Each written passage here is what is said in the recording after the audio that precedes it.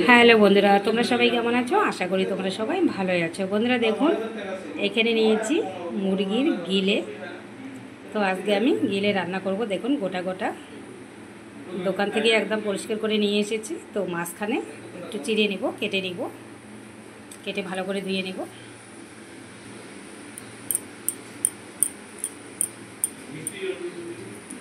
দেখুন মাঝখানে এইভাবে কেটে নিচ্ছি।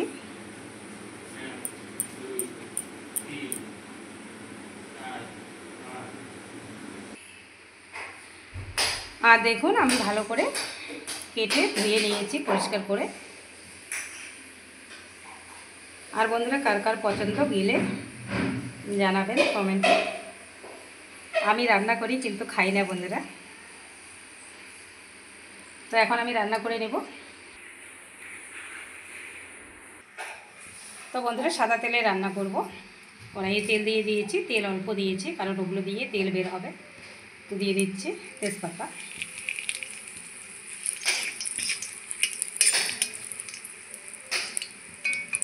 এখন আমি মাংসগুলো দিয়ে দিব, দিয়ে দিচ্ছি, একটু ভেজে নেব।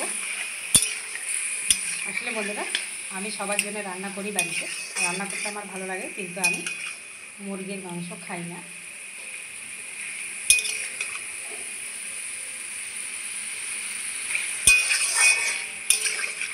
মুরগির মাংসরই তো এগুলো গিলে, তো আমি খাই না, শুধু পাটার মাংস খাই। তো একটু ভালো করে ভেজে নেব। আর এদিকে একটু মশলা করে নিব। নিয়েছি ছোটো সাইজের একটা পেঁয়াজ, আর নিয়েছি একটু আদা বেটে নিব। বেশি মশলা এখানে ব্যবহার করব না। বন্ধুরা দেখুন এখানে একটু রসুনও ছুলে নিয়েছি, একসঙ্গে রসুনও বেটে নেব। তো দেখুন ভালো করে আমি গিলেগুলো ভেজে নিয়েছি। যে মশলাটা করে রাখলাম দিয়ে দিব।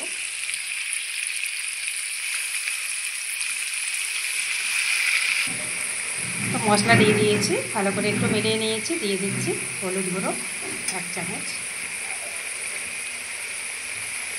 জিরে গুঁড়ো 1 চামচ, লঙ্কা গুঁড়ো দিয়ে দিচ্ছি 1 চামচ, পরিমাণ মতো দিয়ে দিচ্ছি লবণ। তো দেখুন সবগুলো মিলিয়ে নিচ্ছি। আর দেখুন বন্ধুরা কতটুকু তেল দিয়েছি, দেখুন কত তেল বেরিয়েছে।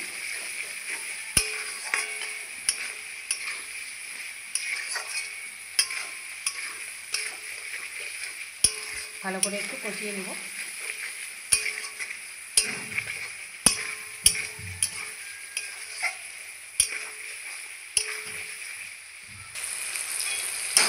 তো দেখুন বন্ধুরা ভালো করে কষিয়ে নিয়েছি।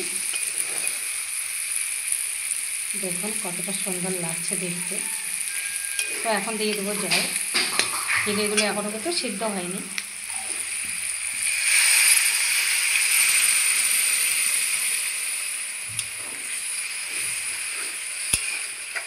এই জলে চিংড়িগুলো সিদ্ধ হয়ে যাবে।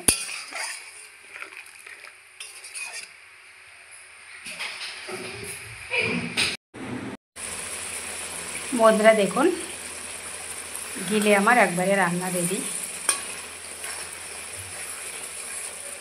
দেখুন কতটা সুন্দর লাগছে দেখতে। তো দেখুন একটু নিয়েছি গরম মশলার গুঁড়ো, দিয়ে দিচ্ছি।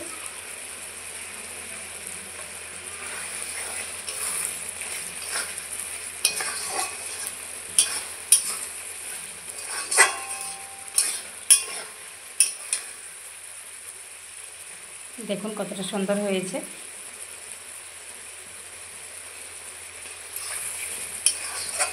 তো হয়ে গেছে, এখন আমি নামিয়ে নিব।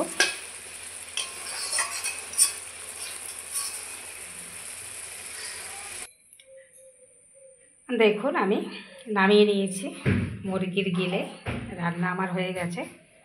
দেখুন কতটা সুন্দর হয়েছে বন্ধুরা। একদম শুকনো করেছি, কষা কষা মাংস।